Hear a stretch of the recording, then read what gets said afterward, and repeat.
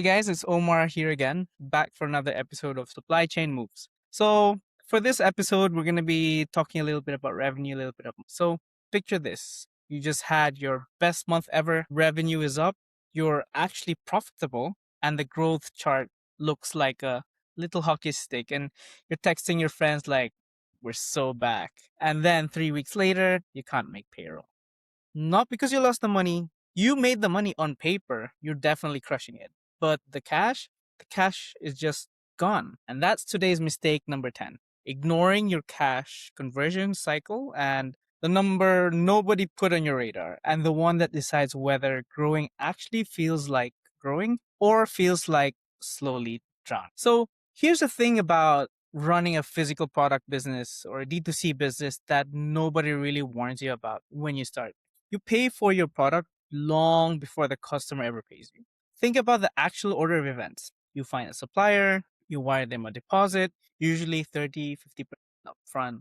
Then you wait for production. And that's a few weeks. When you wait for shipping, if it's coming over on a boat, that's another month, maybe more. And somewhere in there you pay the balance. The inventory finally lands, then it sits in a warehouse and it sells over the next, I don't know, who knows, few weeks, couple of months, and only then after all of that do you actually have the cash back in your pocket. The entire stretch from the moment your money goes out to the moment it comes back to your pocket that's what you call the cash conversion cycle. That's the gap.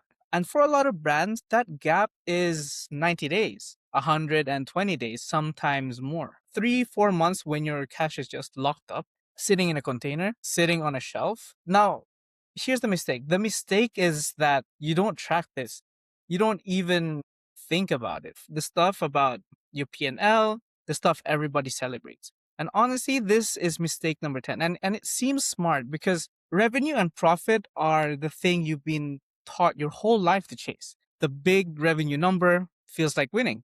Profit feels like a proof that your business works. And that's typically where some things happen. And if you think about it, what happens within the 8 months from now when you're trying to scale, you find out the hard way that profit and cash are not the same thing at all. You can be profitable on paper and completely broke in real life.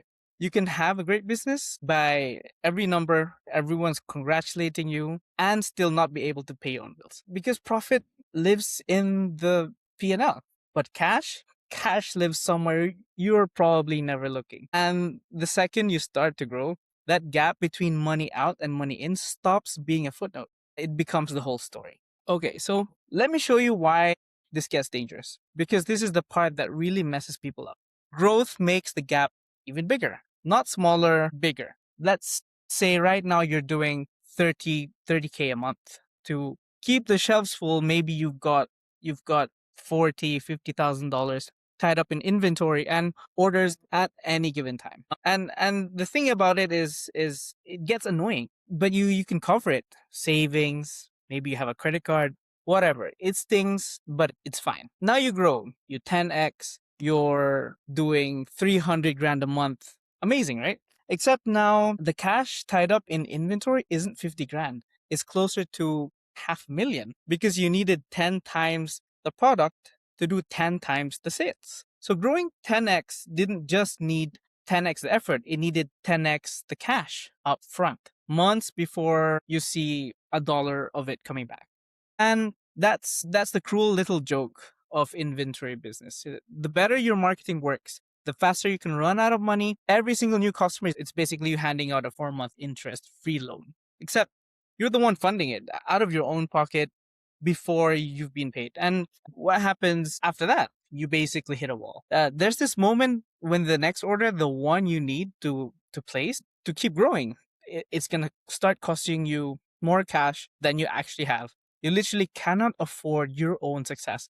At that point, you've got 3 doors, and all 3 of them are bad. Door number 1 is you borrow. That's because you need it fast. It's usually expensive, a line of credit, inventory financing, or the really nasty one, a merchant cash advance, and where the effective interest is always brutal. And of course, the debt eats your margin, and now you're fragile.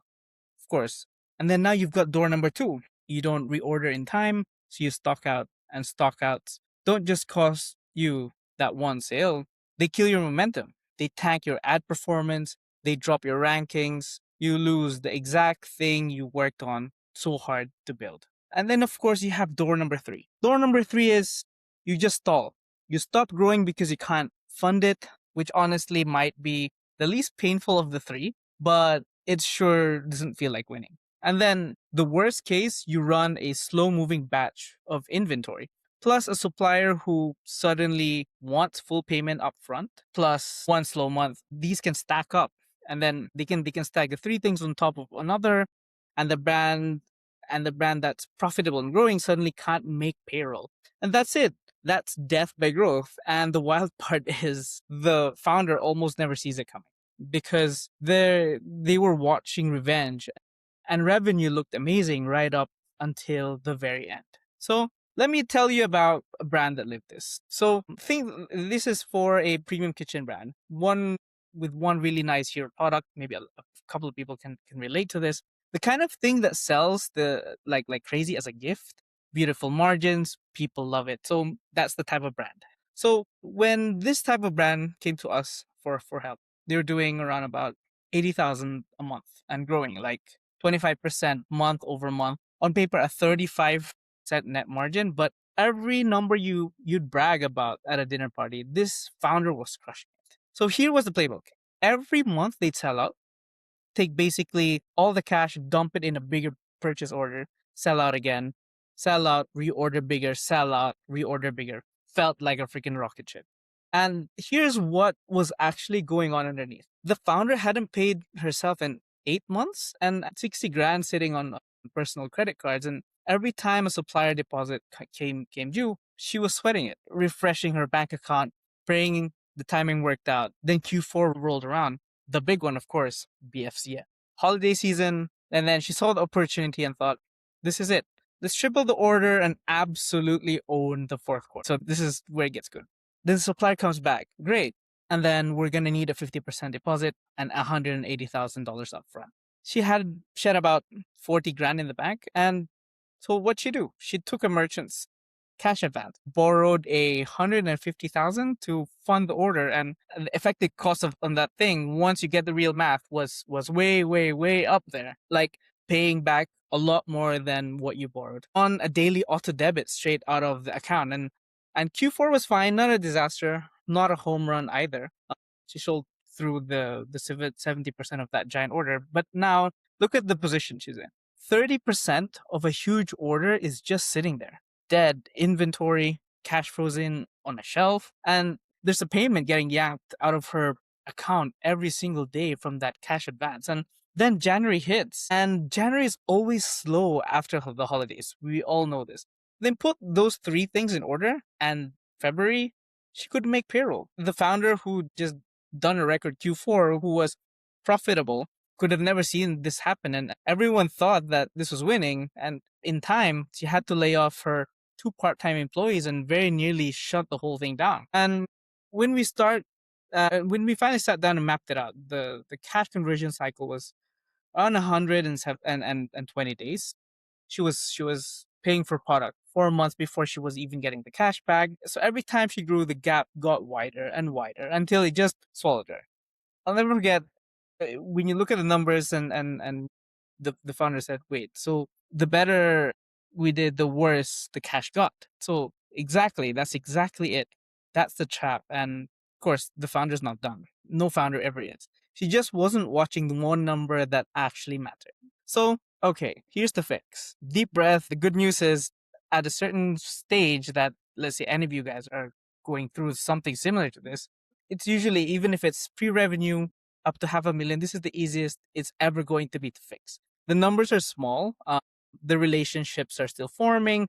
You can build good cash habits right now that just protect you forever. So let's go. Step one, it would actually be calculate your cash conversion cycle. And I know cash conversion cycle sounds like a finance bro term, but the rough version is simple. It's how many days your inventory sits before it sells, plus how many days it takes for you to get paid, minus how many days your supplier gives you to pay them. So for most of you guys selling DTC, of course, you get paid basically instantly. So really it comes down to two things. One thing would be how long your stuff sits and how long you've got to pay your supplier. Even a napkin math version of this puts you ahead of 90% of the founders. Step two, turn that into a real number in days and in dollars. Let's say there's a 100-day gap between when I pay for a unit and when I get the cash. And at any current volume, that means I've got roughly this many dollars locked up at all times. Once you can say the sentence out loud, you're actually operating a whole different level. Step three, attack that gap. There are three levers. One, make your inventory sit for less time, order smaller, more often, don't overbuy just in case. And then, of course, we did a whole episode on that. And then tighten up your lead times. Two, get more time to pay your supplier. Early on, you're not getting net 60, I know, but you can often move from 50% upfront to 30% upfront. And you can earn better terms over time by being a great partner, which, hey, is literally our next episode. And three, for the direct to consumer folks, just make sure your Shopify or Stripe payouts are landing as fast as they possibly can. Small thing, but it's free money on the timing. So step number four, this is the mindset shift. Match your growth to your cash. You're allowed to grow only as fast as your cash can fund it, unless you've gone and gotten cheap capital on purpose. Eyes wide open, self-funded growth has a natural speed limit, and that is completely okay. Slower but alive beats faster but dead every single time. So step number five, build the 13-week cash flow forecast. I'm dead serious. This is the single most valuable spreadsheet an inventory founder will ever make. Just map out week by week the cash coming in and the cash going out for the next 3 months. That's it. It shows you the cliff before you drive off of it. You'll see the tight week coming from definitely like a mile away instead of finding out morning payrolls due.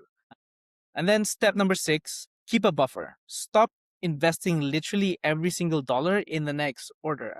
I know it's tempting, but the math always says buy more, sell more. But leave yourself a cushion. The founders who survive are the ones who left a little room. So you got to save a little bit of that for a rainy day. So now the permission part, because I don't want you to overcorrect and go full finance nerd on me. So here's what you can completely ignore right now.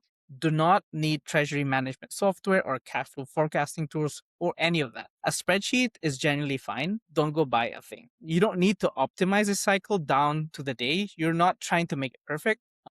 You're trying to make it known. Rough numbers you can actually look at will definitely beat perfect numbers you could never calculate every single time. You don't need to go into war with a supplier demanding 19 net 90 terms.